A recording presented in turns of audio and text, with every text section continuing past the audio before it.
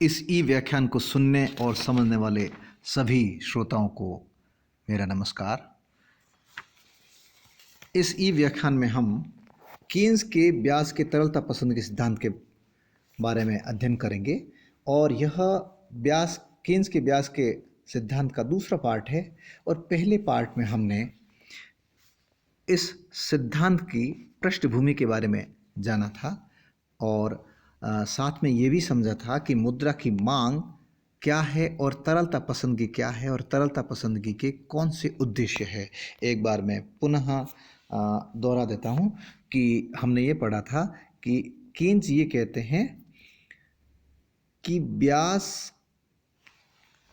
मुद्रा की मांग और मुद्रा की पूर्ति द्वारा निर्धारित होता है, लेकिन प्रतिष्ठित सिद्धांत से मुद्रा की मांग और मुद्रा की पूर्ति भिन्न है।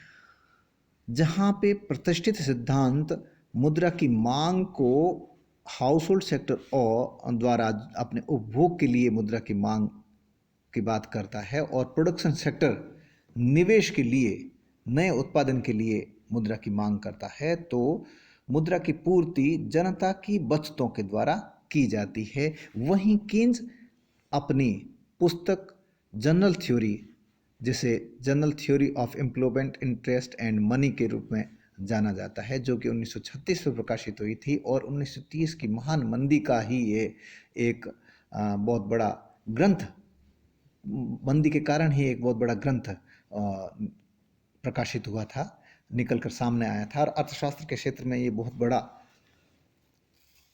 बहुत बड़ी खोज थी और इसी का एक महत्वपूर्ण भाग है कीन्स का तरलता पसंदगी ब्याज का सिद्धांत।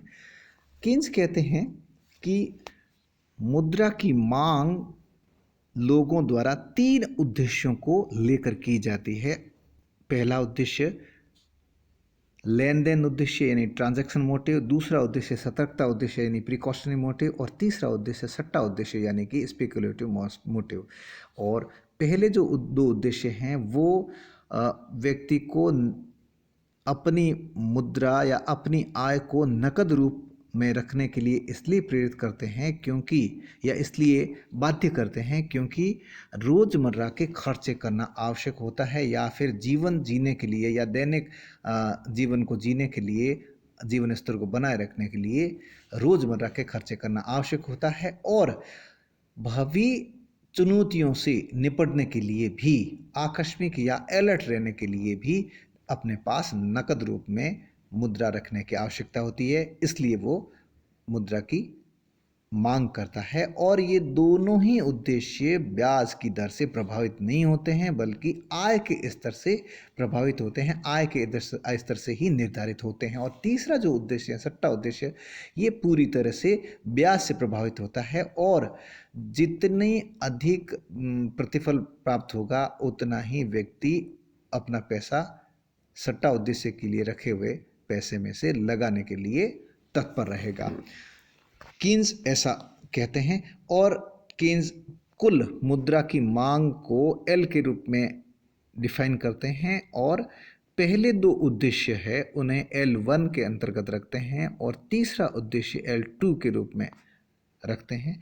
इस प्रकार से द्रव्य की यानी मुद्रा की कुल मांग L है जो कि L1 प्लस L2 है, यानी कि द्रव्य की कुल मांग प्रथम 2 उद्देश्यों प्लस तीसरे उद्देश्य को लेकर पूरी की जाती है। और दूसरा जो ब्याज को निर्धारित करने वाला बड़ा तत्व है वो है मुद्रा की मात्रा या मुद्रा की पूर्ति।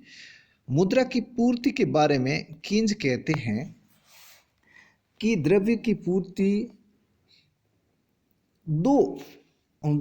पूर्ति के 2 प्रमुख तत्व है। एक है वास्तविक वैधानिक मुद्रा और दूसरी है साख मुद्रा।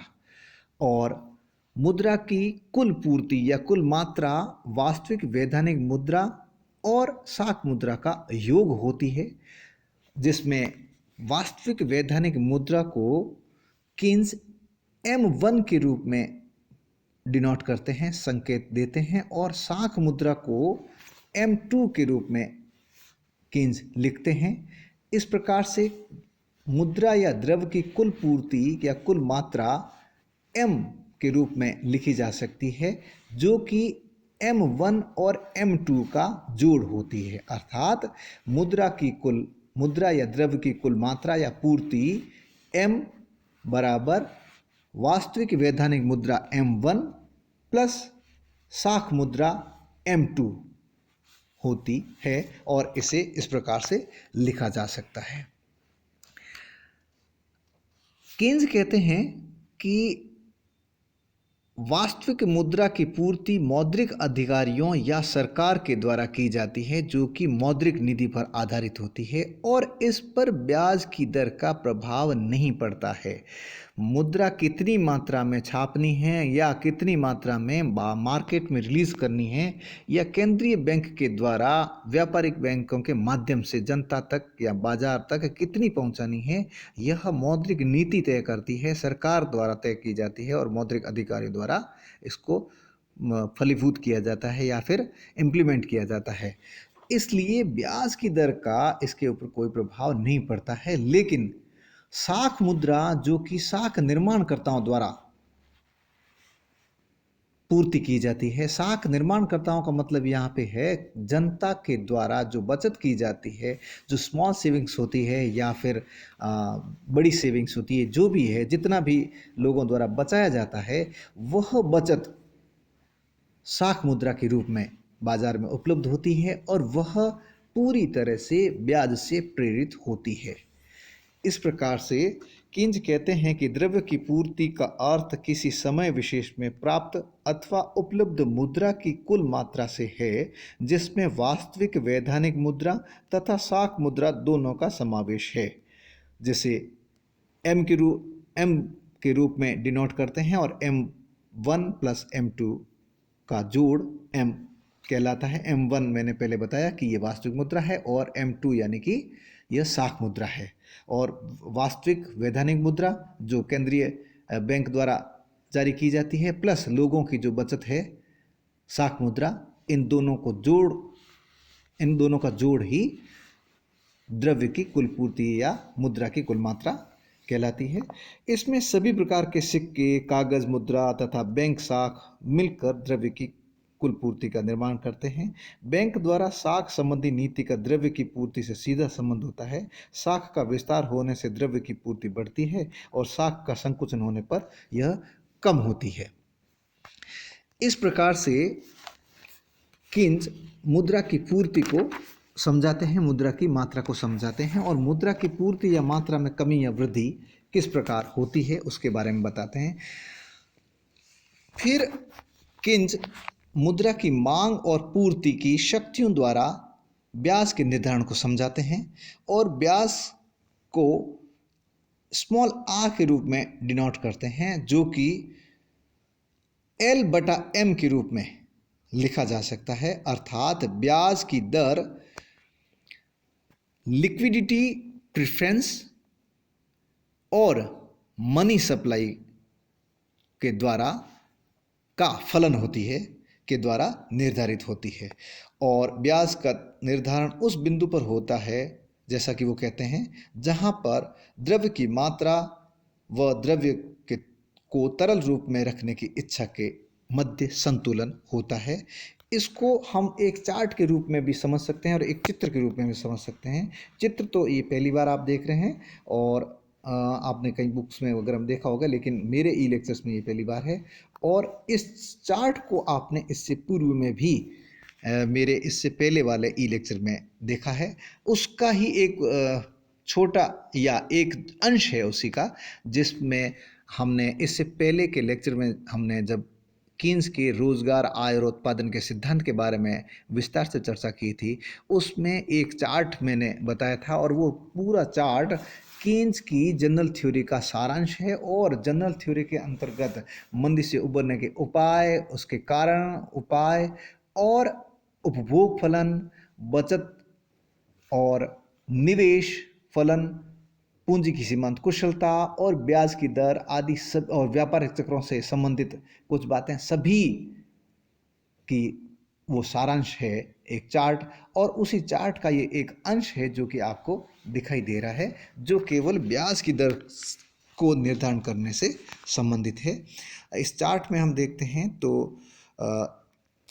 ये नज़र आता है कि ब्याज की दर का निर्धारण यानी आर जो है वो कैसे डिसाइड होती है या कैसे डिटर्मिनेशन होता है उसका, इंटरेस्ट रेट का, वो इस प्रकार होता है कि ब्याज की दर दो बातों पर निर्भर करती है या दो बातों के द्वारा तय होती है, मुद्रा की मांग और मुद्रा की पूर्ति। जैसा कि हम अभी तक चर्चा करते आ रहे हैं इससे पूर्व के व्याख्यान में और इस व्याख्यान में, कि मुद्रा की मांग और मुद्रा की पूर्ति दोनों मिलकर ब्याज की दर को निर्धारित करते हैं। या यूं कहिए कि एक वस्तु यदि है तो उसकी मांग और पूर्ति की शक्तियां उस वस्तु की कीमत का निर्धारण करते हैं।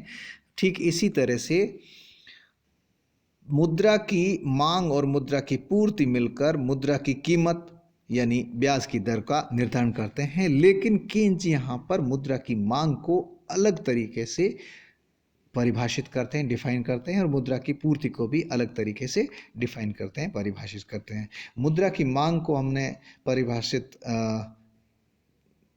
इससे पूर्व के व्याख्यान में भी किया था और शॉर्ट में इसमें भी बताया था कि मुद्रा की मांग को एल लिख सकते हैं, जैसे तरलता पसंदगी नाम दिया है, और तरलता पसंदगी के तीन उद्देश्य होते हैं। अर्थात हम लोग चाहे वो हाउस होल्ड सेक्टर हो या फिर प्रोडक्शन सेक्टर हो, मुद्रा को तरल रूप में रखने के तीन उद्देश्य होते हैं। पहला उद्देश्य कार्य संपादन मांग, जिसे हम लेन देन उद्देश्य कह सकते हैं, ट्रांजैक्शन मोटिव। दूसरा है दूरदर्शिता मांग यानी कि आकस्मिक या प्रिकॉशनरी मोटिव यानी सतर्कता उद्देश्य, और तीसरा सट्टा उद्देश्य यानी स्पेकुलेटिव मोटिव। पहले दोनों उद्देश्य L1 के ग्रुप में हैं, जिन पर आय के स्तर का प्रभाव पड़ता है, ब्याज का नहीं पड़ता है। और तीसरा जो उद्देश्य है उस पर ब्याज का प्रभाव पड़ता है और ब्याज दर जो है इस पर निर्भर करती है। और दूसरा जो तत्व है मुद्रा की पूर्ति, वह द्रव्य की मात्रा को भी डिनोट करती है, जैसे केन्ज एम लिखते हैं।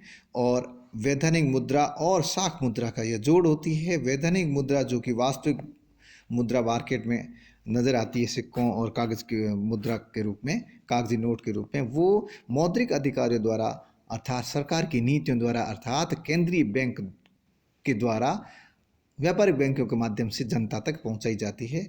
तो साख मुद्रा जनता के पास उपलब्ध छोटी छोटी बचतों के रूप में या सभी प्रकार की बचतों के रूप में उपलब्ध मुद्रा साख मुद्रा कहलाती है। इन दोनों का जोड़ यानी M1 और M2 का जोड़ ही मुद्रा की पूर्ति होती है। जहां पर मुद्रा की मांग मुद्रा की पूर्ति को स्पर्श करती है या बराबर है होती है या फिर काटती है, वही ब्याज की दर का निर्धारण का बिंदु होता है।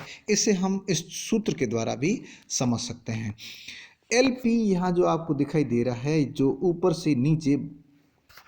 ऊपर बाएं से नीचे दाईं ओर गिरता हुआ नजर आ रहा है, जिसे LP नाम दिया है। LP मतलब लिक्विडिटी प्रेफरेंस फॉर मनी, और यह ऊपर बाएं से नीचे दाईं ओर गिरता हुआ है। कई चित्रों में आपको इस तरह से ही नज़र आएगा गिरता हुआ, लेकिन इसमें एक ट्रैप के रूप में भी दिखाई दिया है, और वो ट्रैप ये है कि एक बिंदु के बाद में ये स्ट्रेट हो जाता है। इसका मतलब ये हुआ है यानी इसके गिरने की क्षमता ख़त्म हो जाती है। उसका कारण ये होता है कि इससे नीचे ब्याज दर नहीं हो सकती। इसको R0 का नाम केन्ज ने दिया है, और R0 का मतलब यहाँ पे हो गया कि इससे नीचे ब्याज की दर नहीं हो सकती, अर्थात इससे नीचे यदि प्रतिफल प्राप्त होने की संभावना होती है तो कोई भी व्यक्ति अपनी बचत को उधार नहीं देता है या देने के लिए तैयार नहीं होता। इसलिए ये लिक्विडिटी ट्रैप जो है वो इस बिंदु तक बताया गया है। इसके बाद में ये स्ट्रेट सा हो गया है,